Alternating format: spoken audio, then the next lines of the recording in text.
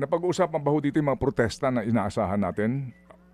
Malamang po, kaya kailangan po talagang paghandaan ito. Ang pakiusap din po natin sa mga kababayan natin, meron po tayong darating ng mga bisita. Ipagmalaki naman po natin yung Pilipinas, wag naman po natin sandaanin sa pamumulitika ito. Kasi kailangan natin ipagmalaki sa bansa, sa ibang bansa, na ang Pilipinas ay masarap puntahan, tahimik, at mapagkakatiwalaan. So yun din po yung gusto nating ipakita na ang mga Pilipino ay marespeto. Huwag naman po sanang daanin ito, katulad na nangyari sa Cebu, talagang doon pa talaga kailangan magkaroon ng panggugulo para sirain mismo ang administrasyon at ang gobyerno. Huwag naman po sana sa ganitong klaseng panahon.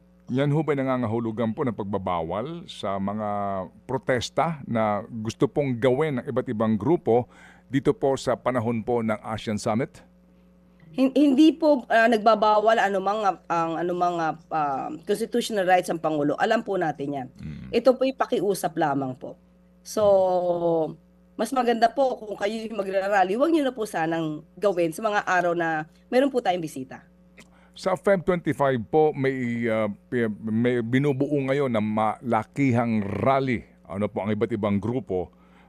Sa 40th anniversary po yan ng People Power 1. And again, ito ho yung muli, no? Yung paggising po sa hindi pa nare-resolve na flood control scandal. Ito ba'y napag-uusapan po ng Presidente? Meron ba siya reaksyon dito?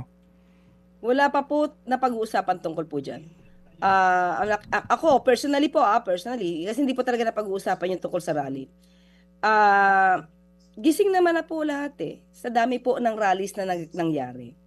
Gising na po. Hindi po natin ipagbabawal o wala pong pagbabawal sa anumang pagrarally. Pero sana makita po nila ng mga ganitong klaseng rally ay nakakaapekto po sa ekonomiya. Nakakaapekto po sa imahe ng Pilipinas.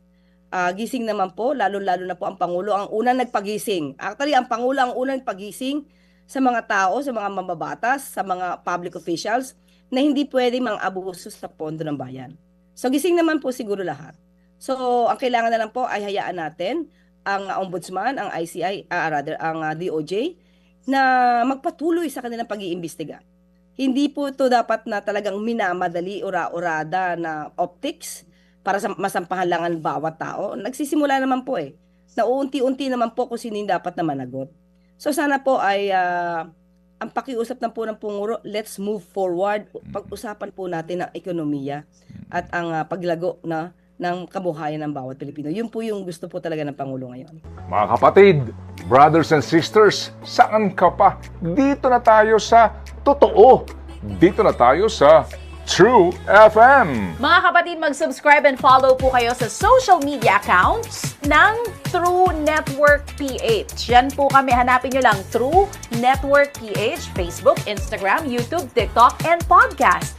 Mapa Apple or Spotify man yan, mahahanap nyo kami. Lahat ng mga napapanood at napapakinggan nyo po sa programa, nasa social media accounts namin yan. So, paano mga kapatid? See you sa social media!